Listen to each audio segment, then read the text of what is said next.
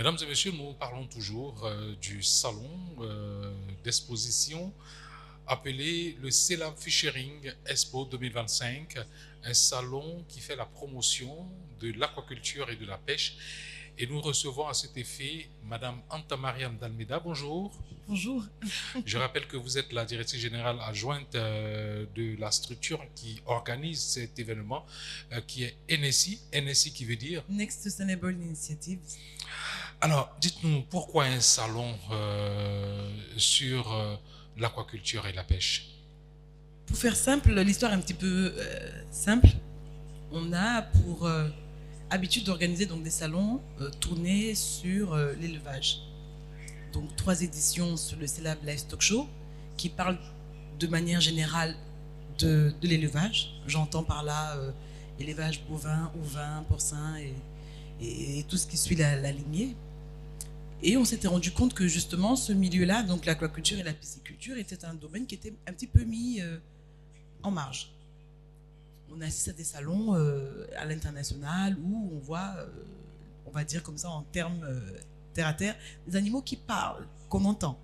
Mais les animaux vivant sous l'eau, qui sont un petit peu plus difficiles à entendre, ceux-là, on ne les perçoit que sur une minime partie des salons. Ou généralement dans une assiette. Ou généralement dans une assiette, bien assaisonnée. Alors on s'est dit, pourquoi est-ce que cette fois-ci, on n'essaierait pas de faire un salon tourné sur l'aquaculture et la pisciculture, qui, entre autres, rentre donc dans la politique de la PONADEPA du ministère des Ressources animales et halieutiques, et qui pourrait être un salon beaucoup plus intéressant que ce qu'on pensait. Le poisson, c'est quelque chose qu'on consomme tous les jours. On en mange dans la soupe, dans le riz, à toutes les sauces. Et surtout, le poisson est de manière générale recommandé pour des questions de santé. Alors pourquoi ne pas le mettre aujourd'hui en avant et aller toucher donc ces interprofessions, donc l'interprofession pêche et l'interprofession aquaculture, et leur permettre d'avoir une visibilité et montrer ce qu'ils savent faire. Alors, au cours de ce salon, quels sont ceux qui prennent part? C'est vrai qu'il est ouvert au public, mais quels sont les exposants que vous avez sélectionnés? Alors, c'est un petit peu simple. On a fait le tour donc, de la chaîne des valeurs. Vous avez utilisé un terme dans l'assiette. Alors, on s'est assis et on a discuté. Avant de retrouver le poisson dans son assiette, par quel processus ce poisson-là passe? Il vit dans l'eau, on le pêche, on le congèle ou on le transforme, on le transforme, et ensuite, il arrive chez un commerçant grossiste ou semi-grossiste ou même à un supermarché, et ensuite, la femme qui va acheter le poisson, que ce soit par le port ou même dans le supermarché ou n'importe quel revendeur, passe par là, et ensuite, on le retrouve dans l'assiette.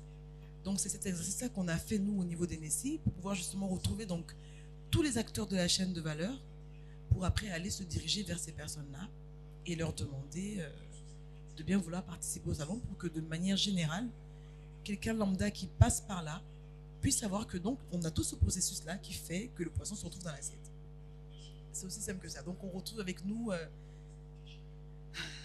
des entreprises de conserve de thon, des entreprises qui produisent des aliments pour le poisson, des entreprises qui transforment le poisson, des entreprises qui sont dans le poisson congelé, dans le poisson fumé, séché, enfin toutes les sortes de poissons et toutes les formes de poissons. Donc, voilà.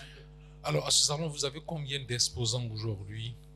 Alors, si ma mémoire est bonne, on tourne autour pour la première édition d'à peu près 29 exposants en termes d'entreprises et d'interprofession. Mais si je pousse un tout petit peu plus dans les interprofessions, on tourne autour de 50. Entendu. Alors, votre objectif aujourd'hui, c'est d'avoir combien de visiteurs à ce salon? Déjà pour l'ouverture, à combien de personnes au moins combien de personnes ont dû venir aujourd'hui? Alors, on a été agréablement surpris. Je pense qu'on a franchi la barre de 3500 personnes sans vouloir grossir les chiffres. J'étais même étonnée de savoir qu'il n'y avait pas de place et qu'on soit obligé de demander aux gens de patienter de côté pour la cérémonie d'ouverture. C'est vrai que j'étais agréablement surprise et je pense que mon équipe également était surprise parce que c'est un milieu qui intéresse les gens. On entend parler de ce milieu-là, mais on ne cherche pas vraiment à savoir. Et donc, en pleine semaine, de se retrouver un jeudi matin avec près de 3000 personnes, franchement...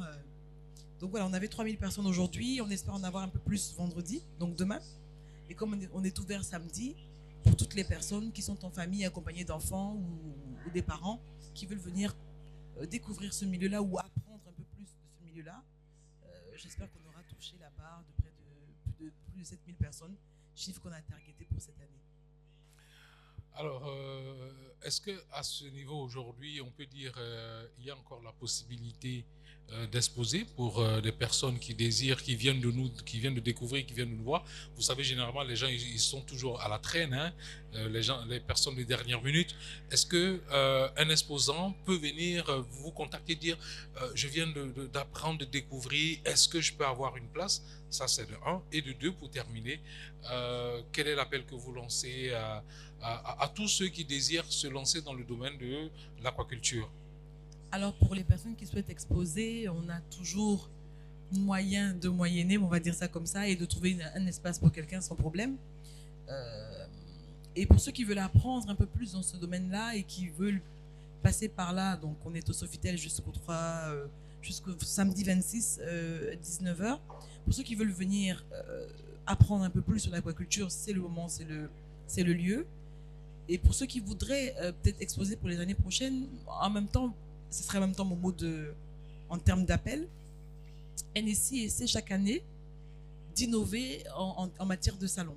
Donc chaque année, on essaie de valser entre la version aquacole aquacole et piscicole et la version élevage, donc de manière générale.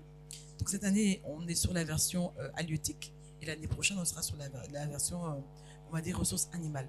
Donc pour 2026, on appelle d'ores et déjà toutes les personnes, donc les entreprises, les fermes, les éleveurs qui sont dans le milieu des ressources animales de manière générale à participer donc au prochain CELAP qui sera en 2026.